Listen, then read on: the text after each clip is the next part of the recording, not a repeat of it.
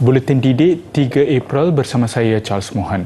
Kementerian Pendidikan KPM tidak menetapkan sebarang bayaran yuran di setiap peringkat sekolah sebagai usaha mengurangkan beban kewangan ibu bapa. Menteri Pendidikan Fadlina Siddiq menjelaskan bahawa kementeriannya sentiasa memantau dan memastikan sekolah mematuhi garis panduan yang ditetapkan.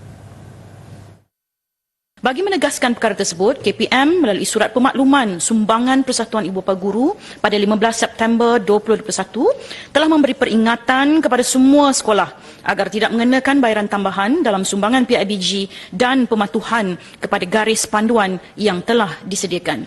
Tambahnya, KPM telah memberi peringatan kepada semua sekolah agar tidak mengenakan bayaran tambahan dalam sumbangan Persatuan Ibu Bapa dan Guru PIBG. Berkenaan itu, surat siaran KPM bilangan 4 tahun 2011 garis panduan kutipan atau bayaran keperluan persekolahan di sekolah kerajaan dan sekolah bantuan kerajaan adalah berkaitan sebagai rujukan pihak sekolah. Fadlina menjawab soalan Senator Datuk Dominic Lau Hiu Chai di Dewan Negara yang meminta KPM menyatakan bagaimana kementerian akan menyelia caj yuran PIBG di peringkat sekolah dan seterusnya langkah KPM untuk memantau pihak sekolah yang mewajibkan pelajar memberi sumbangan untuk program-program sekolah. Bab peribahasa hancur badan dikandung tanah, budi yang baik dikenang juga. Misi seorang anak murid untuk menjejaki semula guru kelasnya selepas 36 tahun terpisah akhirnya membuahkan hasil. Menurut bekas jurutera Nur Asia Jamil, beliau sentiasa terkenang dan terhutang budi kepada gurunya Pak Lin Hao yang membantunya menjejakkan kaki hingga ke Menara Gading. Kisah Nur Asia, 53 tahun, bekas pelajar cemerlang Sekolah Menengah Kebangsaan Alur Akar, Kuantan yang meluahkan rindu mahu bertemu Cikgu Lin Hao mendapat perhatian ramai. Apatah lagi selepas beliau memuat turun gambar lama dia bersama gurunya di media sosial. Nur Asia yang kini tinggal di Indra Mahkota berkata jasa Cikgu Lin Hao amat besar kerana sanggup mengeluarkan wang sakunya untuk membiayai sebahagian yuran pengajiannya ke Menara Gading. Ia sekaligus membolehkan impian anak peneroka Felda Lepar Hilir itu untuk melanjutkan pengajian kejuruteraan elektrik di Universiti Teknologi Malaysia UTM Skudai pada tahun 1988 tercapai. Beliau yang memperoleh keputusan cemerlang SPM sebelum ini berdepan dilema kerana keluarganya tidak mampu membayar RM1,200 yuran semester pertama pengajian. Masa hari keluar keputusan, saya bagi tahu dia saya tak nak sambung belajar sebab keluarga tak mampu. Tapi dia bagi tahu saya jangan give up. Kita akan usahakan, cikgu akan tolong. Dan saya rasa ada cikgu-cikgu lain dalam bilik guru yang juga bagi sumbangan. Cikgu Lin Hao mengutarakan janjinya apabila memberi sumbangan peribadi RM400 iaitu jumlah besar ketika itu dan hampir 1/3 gaji bulanan cikgu berkenaan. Beliau turut mengusahakan bantuan daripada Persatuan Ibu Bapa dan Guru PIBG yang akhirnya cukup baginya ke UTM. Selepas meraih ijazah pada 1993 dan bekerja, Nur Asia cuba menjejaki Cikgu Lin Hao tetapi gagal kerana beliau telah berhenti kerja atas faktor kesihatan. Usaha itu berterusan lebih 3 dekad sebelum akhirnya perkongsian sekeping gambar bersama Cikgu Lin Hao yang dimuat naik di Facebook berhasil memberikan maklumat insan yang dicarinya. Kebanyakan cikgu mungkin ada dia punya tanggungjawab, dia punya kemanusiaan, dia nak anak murid dia berjaya. So tak kira bangsa apa pun dia akan buat supaya anak murid dia tu jadi orang yang baik di masa akan datang. Tidak cukup sekadar berbual melalui telefon, Nur Asia masih mahu mengucap terima kasih secara bertentang mata Cikgu Lin Hao pula. Kementerian Pengajian Tinggi KPT berpegang kepada pendirian tidak berminat melakukan kepolisan pendidikan atau mengawal pihak universiti dalam menetapkan garis panduan berhubung kebenaran kemasukan ahli politik di kampus masing-masing.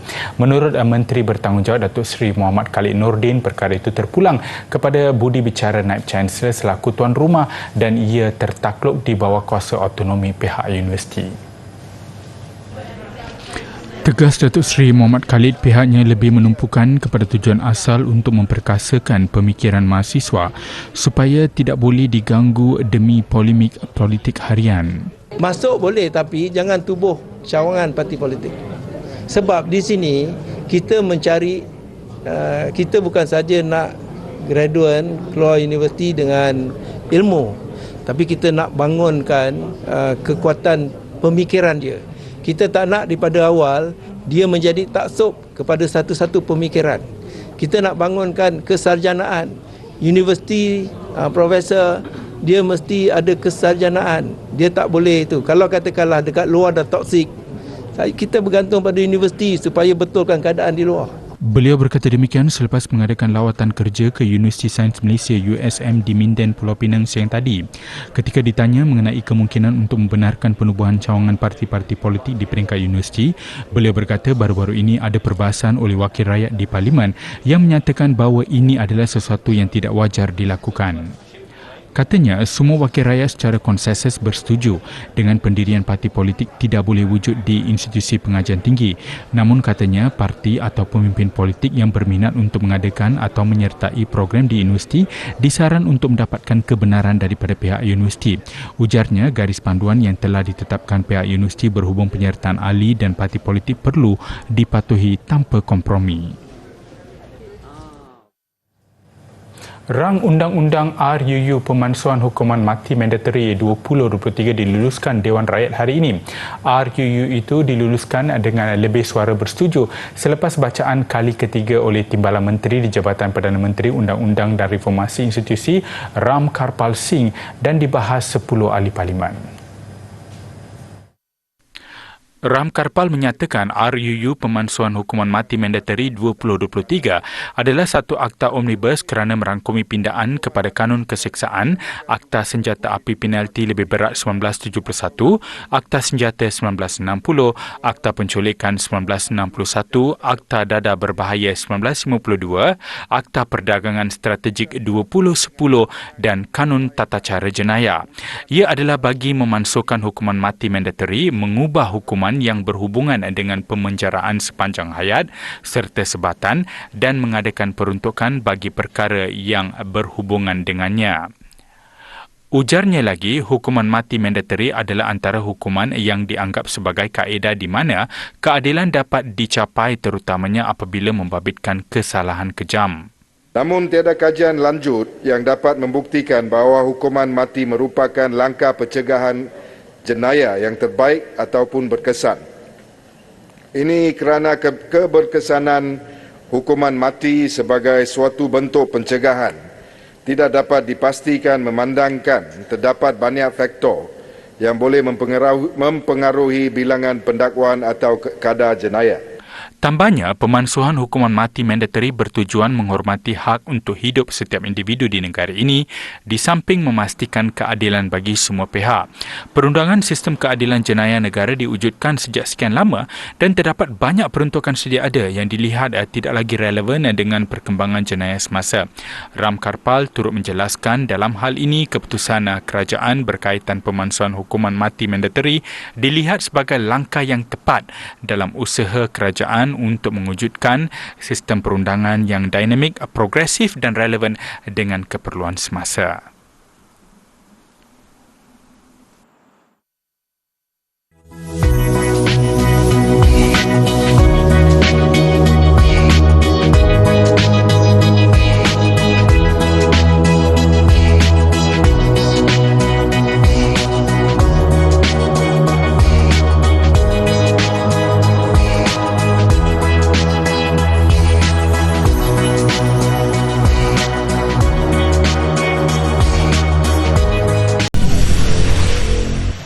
Kembali.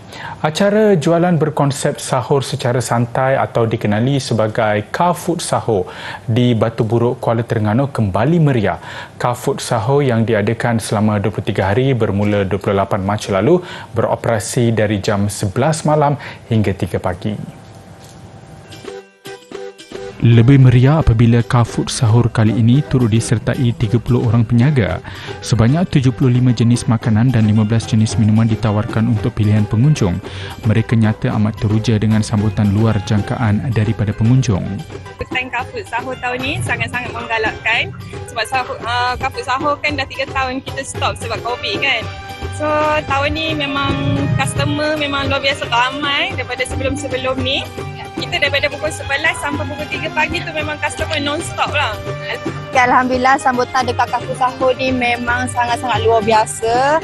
Nok hari Minggu, okey, malam Jumaat, hari Jumaat memang makanan memang habis semua. Alhamdulillah. Okay, sebab kita pun jual makanan tradisional daripada Terengganu. Okay, dan kat sini ada banyak pelbagai jenis makanan Terengganu. So korang boleh datang di Kafe Sahur. Kira-kira 4,000 pengunjung mengunjungi Kafood Sahur setiap malam dan jumlahnya akan bertambah pada hujung minggu. Rasa suasana setahun sekali je kan. Lepas tu dekat sini banyak pilihan makanan. Contohnya saya boleh beli loceng atau macam-macam lah. Lepas tu harga dia pula macam berpatutan gila kalau nak banding dengan tempat lain. Kita rasai suasana ramai, kita sahur. Sekali kita sahur rumah je dengan family. Sekarang ni kita boleh sahur dengan kawan-kawan, semua saudara mara boleh kumpul sini belaka. Dan makanan pun alhamdulillah tengok sedap-sedap belaka lah. Setiap kali tiba musim perayaan, golongan ibu bapa paling sibuk melakukan persiapan, terutama menyediakan pakaian baru untuk anak-anak. Bagi golongan berpendapatan rendah atau B40 yang mempunyai bilangan anak yang ramai, perbelanjaan yang agak besar diperlukan untuk tujuan itu. Memahami kesempitan yang dialami golongan terbabit, Jawatankuasa Pembangunan dan Keselamatan Komuniti JPKK Klebang Besar mengambil inisiatif mewujudkan butik pakaian terpakai berkualiti tinggi dikenali Butik Rakyat Ramah BRR 4.0. Bertempat di Pusat Transformasi Luar Bandar RUTC Klebang, butik berkenaan menawarkan pelbagai jenis pakaian lelaki, wanita dan kanak-kanak secara percuma. Berkonsepkan datang dan ambil saja, orang ramai tidak perlu membawa wang untuk datang ke butik berkenaan. Kesemua pakaian raya itu disumbangkan orang ramai termasuk dalam kalangan golongan ternama. Beroperasi sejak 4 tahun lalu di sepanjang Ramadan, pembukaannya pasti dinantikan golongan yang memerlukan. Seorang suri rumah Nur Aisyah B. Raja Patal Othman Shah, 42 tahun, berkata BRR benar-benar memberi manfaat kepadanya yang mempunyai 5 anak yang masih bersekolah. Saya rasa memang baguslah untuk yang macam kamilah rakyat Marhain ni kan. Kadang-kadang kita nak beli baju yang baru, memang tak ada duit lah. Kan sekarang ni masalah dengan kewangan yang paling mencabar kan. Dengan suami kerja seorang, dengan anak-anak bersekolah lagi. Sebab kita raya tahun ni pun mencabar kan. Jadi bagi saya syukur Alhamdulillah lah. Buat ni yang terbaik lah untuk rakyat-rakyat macam ni, macam kita orang ni. Bagi seorang anggota pengawal keselamatan Muhammad Azrin Musa, 43 tahun, kewujudan butik ramah itu sememangnya meringankan bebannya yang mempunyai 6 anak. Sekurang-kurangnya katanya urusan pakaian raya tidak perlu lagi difikirkan dengan pemberian percuma butik tersebut. Rezeki Allah bagi kan, sebab adanya butik macam ni kan, dapatlah kurang perbelanjaan untuk raya, baju pun lawa-lawa kan. Tak payahlah kita cuma raya untuk beli yang keperapan untuk raya saja. Baju pun percuma, semua pun baju pun baik-baik lagi lah. Turut teruja mendapatkan pakaian raya percuma ialah seorang anak yatim, Siti Nurain Muhammad Yazid, 13 tahun yang kehilangan ibu sejak 3 tahun lalu. Saya bersyukur kat sini ada bagi bantuan baju raya sebab arwah ibu saya pun kan dah tak ada. Makcik saya bebankan anak lagi. Sebab saya bersyukur sangat dengan bantuan raya ni. Sementara itu, pengurusi JPKK Klebang Besar, Datuk Muhammad Yusof Abu Hassan berkata, oleh kerana sambutan luar biasa pada tahun sebelumnya, pihaknya menyediakan lebih 15,000 helai baju raya percuma pada kali ini. Beliau berkata setiap keluarga berpeluang mengambil 5 helai pakaian selain menerima sekampit beras percuma. Wayang kulit, teater tradisional orang Melayu yang sudah pun menjangkau usia lebih 1,000 tahun. Warisan seni dan budaya tak lekang di panas, tak lapuk di hujan ini bagaimanapun semakin uzur ditelan waktu.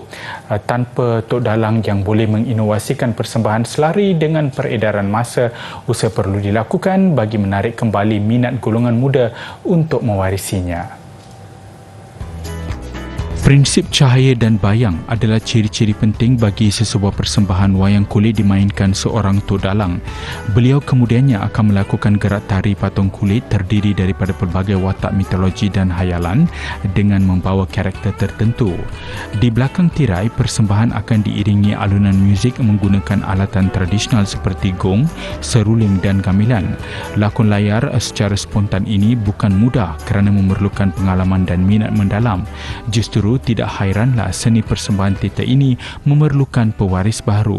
Kita pilih wayang kulit kerana kita rasa dalam zaman sekarang banyak kanak-kanak sudah lupa ada itu tradisi ini dari Malaysia ini. Oleh itu kita rasa untuk Ramadan ini semua kaum boleh datanglah sini guna paper buat itu wayang kulit. Lee antara individu yang tertarik dengan seni wayang kulit. Selepas sekian lama mendalaminya, dia mengambil inisiatif membuka bengkel paper wayang kulit making sebagai usaha mencari pelapis baru.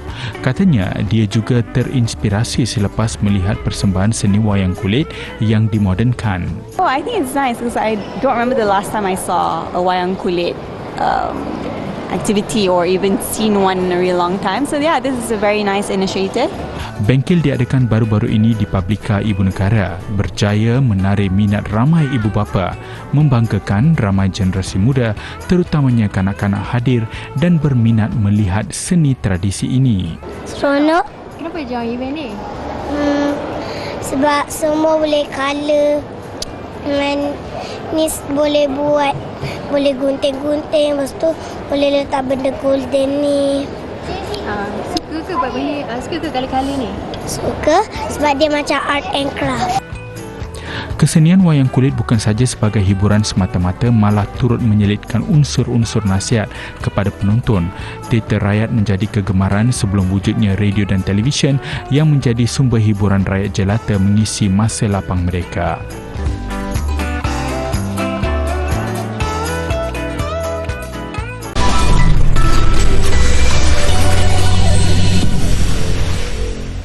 Bersua kembali, beberapa kawasan di Hearst, Timur Laut Texas dilanda hujan batu. Saiznya agak besar dengan sesetengah dikatakan sebesar bola golf. Kejadian berlaku semalam dan visual mengenainya dikongsi di laman media sosial. Pusat Ramalan Ribut Kebangsaan Amerika Syarikat sebelum ini mengeluarkan amaran cuaca buruk termasuk kemungkinan hujan batu dan ribut di sebahagian utara dan timur laut Texas sekitar Dallas dan juga Fort Worth. Insiden mengakibatkan lapangan terbang antarabangsa Dallas-Fort Worth menggantung operasi selama 2 jam.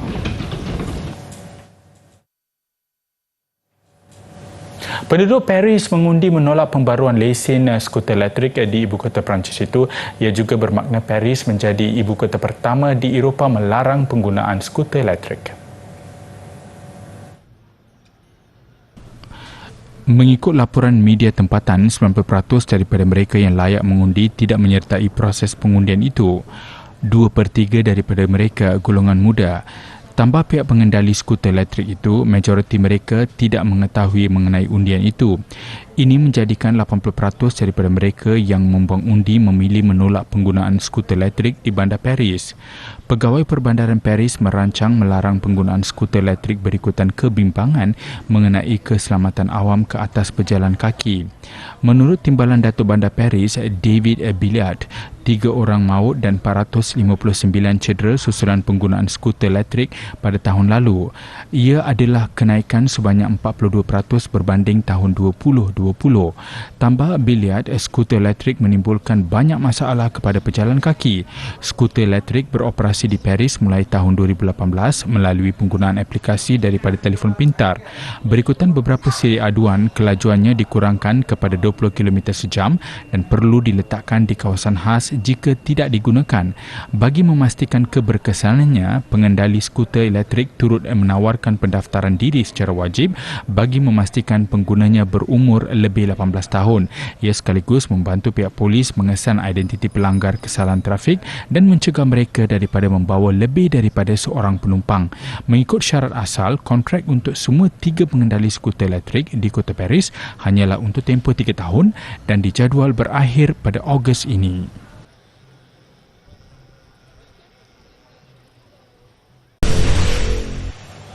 Piala MFL 2023, Terengganu 2 mengukuhkan kedudukan tangga teratas kumpulan A apabila mencatat kemenangan kelima daripada 5 perlawanan. Terbaru, Terengganu 2 menewaskan Sabah 1-0.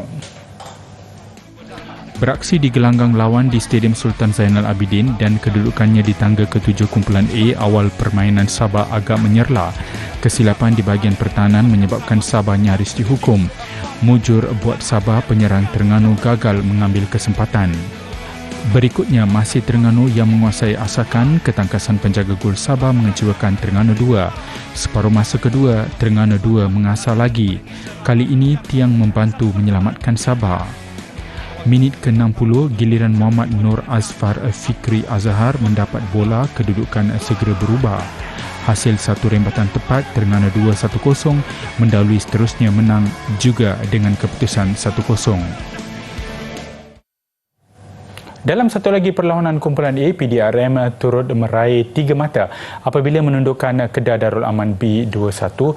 Selepas 5 perlawanan, PDRM mengumpul 10 mata dan kekal tangga kedua. Perlawanan berlangsung di Stadium UiTM Shah Alam. Peluang Kedah untuk melakukan jaringan awal gagal. Peluang tuan rumah PDRM untuk menguji benteng akhir Kedah, kedudukan tidak berubah.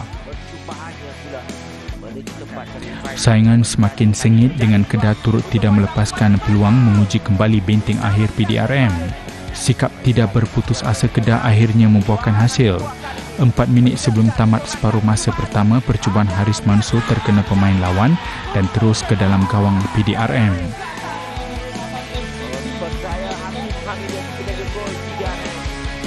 Minit ke-51 berpunca satu sepakan sudut, kedudukan kembali terikat. Izzat Zuhairi pantas menyambar peluang terhidang untuk gol penyamaan PDRM. Seri 1, Kedah seolah-olah hilang semangat dan membenarkan PDRM meningkatkan asakan. Lewat permainan, pemain import PDRM dari Nigeria, Nabuki Chukwu, mudah memperdaya sekurang-kurangnya 2 pemain pertahanan lawan untuk disusuli satu rembatan rendah terus ke dalam gawang Kedah.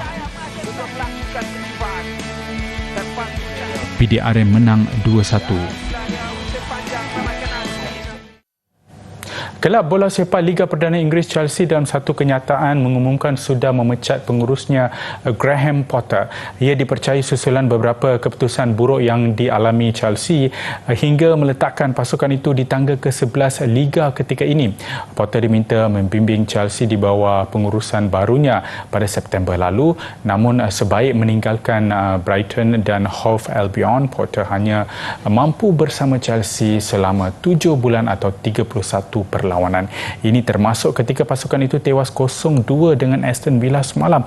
Di luar tempoh itu, pencapaian Chelsea masih dianggap lemah apabila cuma menang 12 kali. Menurut kenyataan itu lagi, Potter setuju untuk bekerjasama dengan kelab itu bagi memastikan pertukaran itu berjalan lancar. Untuk sementara, tugas pengurus akan dipangku bekas pembantu beliau, Bruno Saltor. Lita termas di Rio Hondo, Argentina nyata memberi tuah kepada Marco Bezzecchi apabila meraih gelaran juara pertamanya di perlumbaan MotoGP. Berlumba di litar basah tidak menjejaskan tumpuan pelumba VR46 ini. Tamat selekor pertama, Bezzecchi sudah pun di depan. Lebih manis apabila Bezzecchi berjaya mengekalkan kedudukan itu hingga ke garis penamat.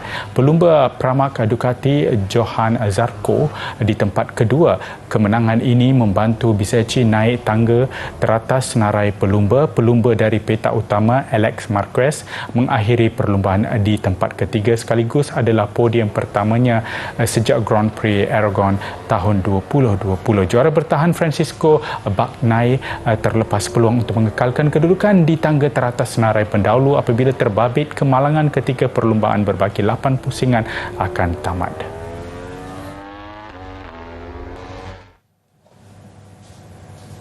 Visual sekumpulan chef dari Peru dan Bolivia bergandengan memasak menggunakan pelbagai bahan asli dari hutan Amazon mengakhiri paparan Buletin Didik. Saya Charles Mon, salam hormat dan kita jumpa lagi.